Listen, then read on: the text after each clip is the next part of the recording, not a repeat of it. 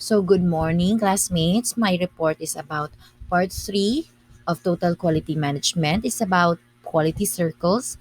What is total quality management? The scope of quality management and TQM increases competitiveness. So what is quality circle? It's a group of employees, small group, in the same work area or doing similar type of work who voluntarily meet regularly for about an hour every week to identify, analyze, and resolve work related problems, leading to improvement in their total performance and the enrichment of their work life.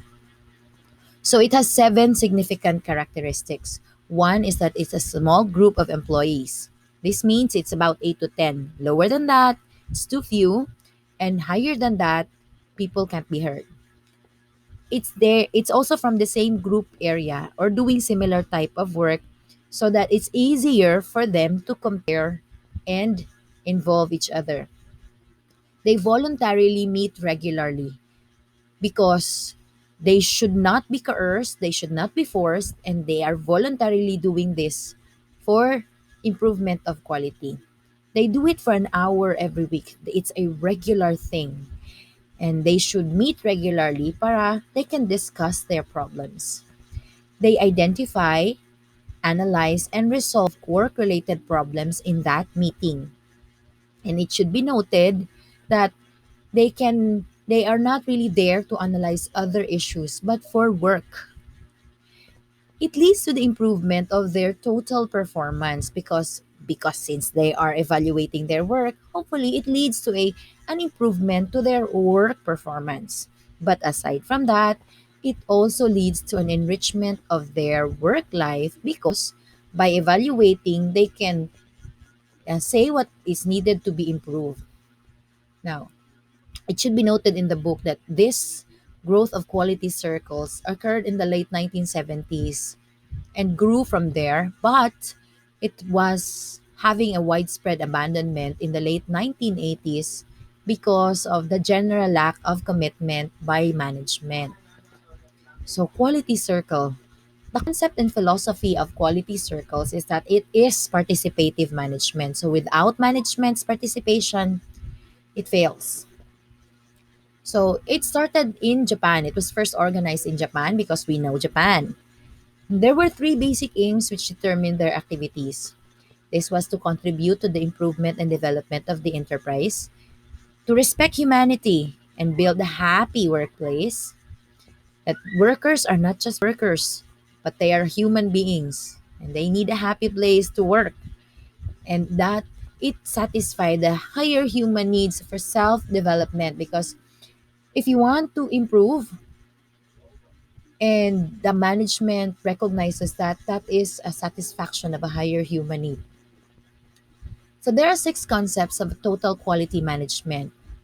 It is the commitment and involvement of management to provide a long-term from top to bottom organizational support, not just there for the short term, but for the long term and top to bottom support.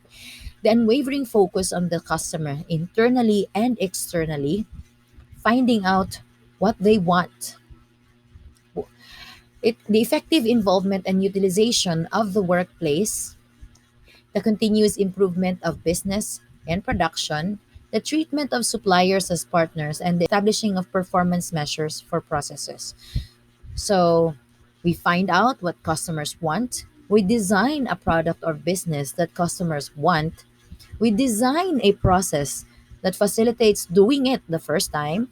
If you don't, well, it's okay, but we still want to try to have the job right the first time, to extend these concepts to suppliers and to distribution because if suppliers provide the right supplies, then we can do it right the first time. It is a philosophy that involves everyone in an organization in a continual effort to improve quality and achieve customer satisfaction. So we want to achieve customer satisfaction.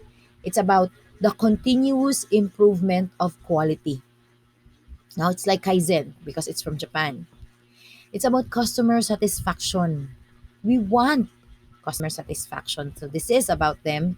And this quality improvement and customer satisfaction needs to involve everyone because you can't make the other two without the involvement of employees. So all these three make up the philosophy of total quality management. It's an entirely new way of thinking about dealing with quality and encompasses the entire organization. So, why do we need total quality management? We need this to add value to the services offered to the customers. It involves all the personnel, so it improves motivation and improvement. It provides assurance that performance and processes are well understood. It is economic both long term and to the company and its suppliers. Now, if it's so good, why do quality management performance fail? So they fail if the top management does not commit. It focuses on specific techniques and not on the system. It does not involve the employees' participation. If it stops with training, if it just expects immediate results and not a long term payoff, and it forces the organization to adopt methods that are not productive or compatible with its system and personnel. So ginapugos lang sila wa jud mahitabo.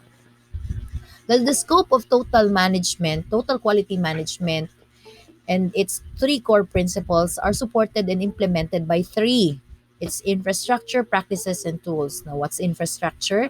It's the basic system of management.